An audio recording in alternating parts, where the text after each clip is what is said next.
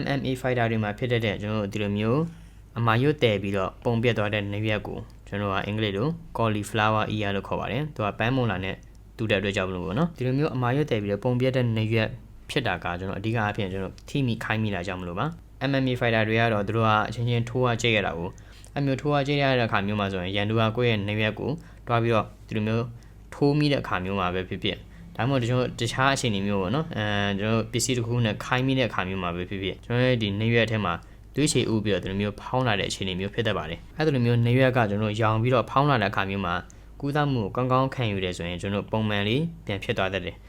အကယ်၍အဲ့ချိန်မှာကျွန်တော်ကူးသမှုကောင်းကောင်းမခံယူဘူးဒါမှမဟုတ်ကျွန်တော်ဒီလိုမျိုးဖြစ်စဉ်ခဏခဏဖြစ်နေဆိုရင်နောက်ဆုံးဒီလိုမျိုးအမာရွတ်တယ်ပြီးတော့ကျွန်တော်ပုံပြတ်သွားတဲ့နေရွက်လိုမျိုးတစ်သက်လုံးကြံခဲ့မှာဖြစ်ပါတယ်ဒီတော့ကျွန်တော်ရဲ့နေရွက်ကိုခိုင်းနေပြီးတဲ့နောက်ဒီလိုမျိုးဖောင်းပြီးတော့ရောင်သွားပြီးတဲ့နောက်မှာဘယ်နှစ်ရက်အတွင်းအများဆုံးကူးသမှုခံယူတင်တာလဲဒါမှမဟုတ်ကျွန်တော်ဘယ်လောက်ကြာတော့တဲ့အခါမျိုးမှာကျွန်တော်ဒီလိုမျိုးပုံပြတ်သွားတဲ့နေရွက်မျိုးကြံခဲ့နိုင်တာလဲဆိုတာပတ်သက်ပြီးတော့အသေးစိတ်ပြောရအောင်ခင်ဗျာဒီတော့ကျွန်တော်ဒီအနားရဲ့ဖြစ်စဉ်ကိုကျွန်တော်တစ်ချက်ကြည့်လိုက်အောင်ပထမဆုံးကျွန်တော်ဒါကတော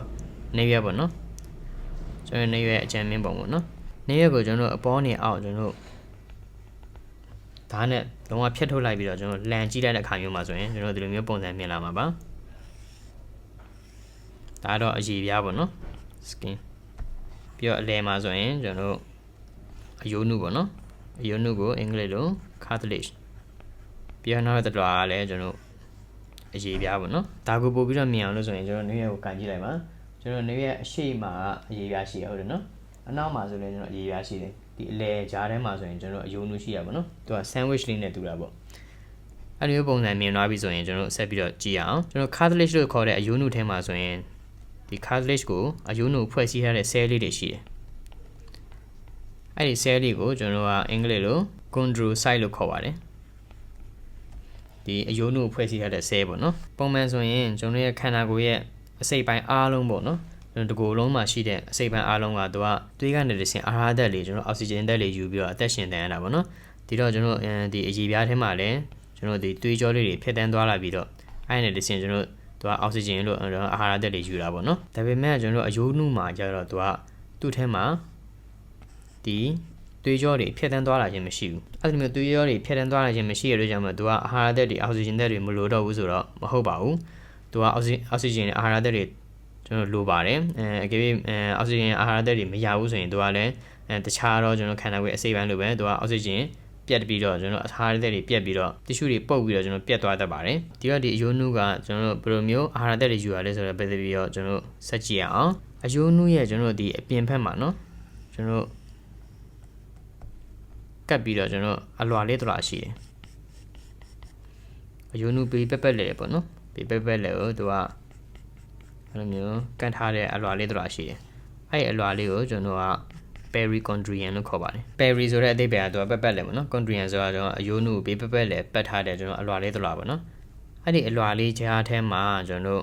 ်ဒီသွေးကြောလေးတွေကဖြတ်တန်းသွားတယ်လို့ရှိတယ်ဒီတော့ဒီ perichondrion ကိုဖြတ်တန်းသွားနေတဲ့သွေးကြောထဲကနေပြီးတော့ကျွန်တော်အာဟာရဓာတ်တွေကျွန်တော်အောက်ဆီဂျင်ဓာတ်တွေစားတဲ့ပစ္စည်းတွေကကျွန်တော်ဒီအယိုးနုထဲကိုကျွန်တော်စိတ်ဝင်သွားတာပေါ့နော်စိတ်ဝင်သွားတော့ကျွန်တော်အင်္ဂလိပ်လို diffusion လို့ခေါ်ပါတယ်ဒီစိတ်ဝင်သွားတဲ့ကျွန်တော်ဖြစ်စဉ်ကိုမြင်အောင်ပြောရမယ်ဆိုရင်တော့ကျွန်တော်စားနဲ့ရေနဲ့ဖြော်ထားတဲ့ကျွန်တော်ဖန်ခွက်တစ်ခွက်စာဒီစားရေပေါ့နော်အဲ့ဒီစားရေကိုကျွန်တော်ရေပုံးအကြီးထဲကိုကျွန်တော်လောင်းထည့်လိုက်မယ်ဆိုရင်ဒီစားရေတွေကကျွန်တော်တဖြည်းဖြည်းအချိန်ကာလတစ်ခုကြာတဲ့ခါမျိုးမှာဒီရေပုံးထဲကိုလုံးဝပြန့်သွားတာပေါ့နော်အဲ့ချိန်မှာဆိုရင်မူလကျွန်တော်ဒီရေပုံးထဲရေကတော့ပါစားအရတာငန်းတဲ့ရတာမှမရှိဘူးဒါပေမဲ့ဒီလိုမျိုးပြန့်သွားတဲ့အတွက်ကြောင့်မလို့ကျွန်တော်ရေပုံးထဲကရေတွေကလည်းတော့ငန်သွားတာပေါ့နော်တနည်းအားဖြင့်ပြောရမယ်ဆိုရင်ကျွန်တော် concentration များတဲ့ကျွန်တော်တို့ဒီဖန်ခွက်ထဲကစားရေပေါ့နော်အငန်တက်များတဲ့စားရေနေပြီးတော့ကျွန်တော်အငန်တက်မရှိတဲ့ဒါမှမဟုတ်အငန်တက်နည်းတဲ့ကျွန်တော်ရေပုံးထဲကရေထဲကိုဒီမျိုးစားတွေကစိတ်ဝင်သွားတဲ့ process ဒီ process ကိုကျွန်တော် diffusion လို့ခေါ်ပါတယ်အဲ့လိုမျိုးပုံစံနဲ့ပဲကျွန်တော်ဒီအောက်ဆီဂျင်တွေအာဟာရဓာတ်တွေကကျွန်တော်ဒီ perichondrion ထဲကတွေးကြောနေပြီးတော့ကျွန်တော်ဒီအယိုးနုထဲကိုကျွန်တော်စိတ်ဝင်သွားတာပေါ့နော်အဲ့လိုမျိုးပုံစံနဲ့ပဲကျွန်တော်ဒီအယိုးထဲကအညစ်အကြေးတွေကလည်းကျွန်တော်ဒီတွေးကြောထဲကိုပြန်ပြီးတော့ရောက်ပြီးတော့ကျွန်တော်တွေးကြောနေတဲ့ဆင့်ကျွန်တော်တည်ရတာပေါ့နော်ဒီတော့အယိုးနုကကျွန်တော်ဒီလိုမျိုးအာဟာရဓာတ်တွေကိုယူပြီးတော့ကျွန်တော်ရှင်သန်ရတယ်ဆိုတော့ကျွန်တော်သိသွားပြီနော်ဒါကိုသိသွားပြီဆိုရင်ကျွန်တော်နားထိခိုက်မိတဲ့နောက်မှာကျွန်တော်ဘယ်လိုမျိုးပုံစံဖြစ်လာလဲဆိုတာသိဖို့ကျွန်တော်အရန်လွယ်လာပါပြီအကယ်၍ကျွန်တော်ခုနပြောသလိုပဲကျွန်တော် နေရက်ကိုကျွန်တော်ထိုးမိကြိတ်မိတဲ့ခါမျိုးမှာကျွန်တော်ဒီအားပေါ့နော်အားကဒီလိုမျိုးနေရက်စီကိုလာပြီးတော့ရိုက်မိတဲ့ခါမျိုးမှာဆိုရင်ကျွန်တော်ဒီ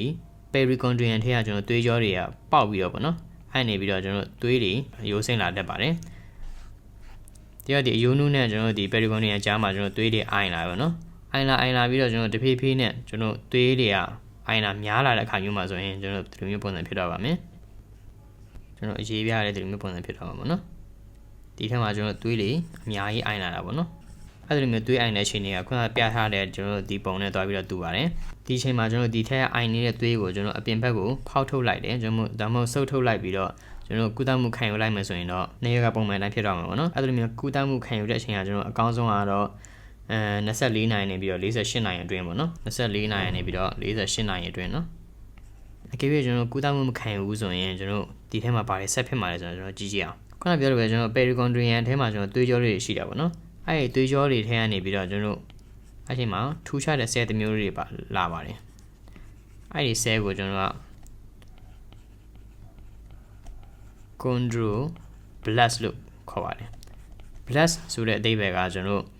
ဒီသားလောင်းပေါ့နော်အယုံတွေထဲမှာဆိုရင်တော့ကျွန်တော်ဒီ chondrocyte ပေါ့နော်ကျွန်တော်အယုံနုရင်းချက်နေတဲ့အယုံနု cell လေးတွေပေါ့နော်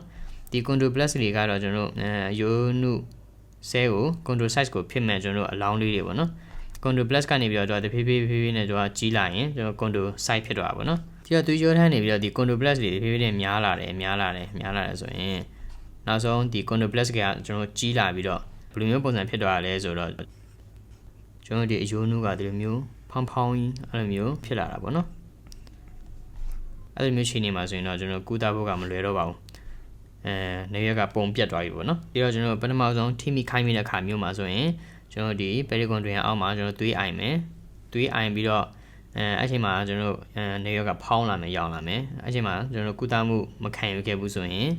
တဖြည်းဖြည်းနဲ့ဒီ chondroblast တွေရောက်လာတယ် chondroblast ရောက်လာပြီးတော့ကျွန်တော်နောက်ဆုံး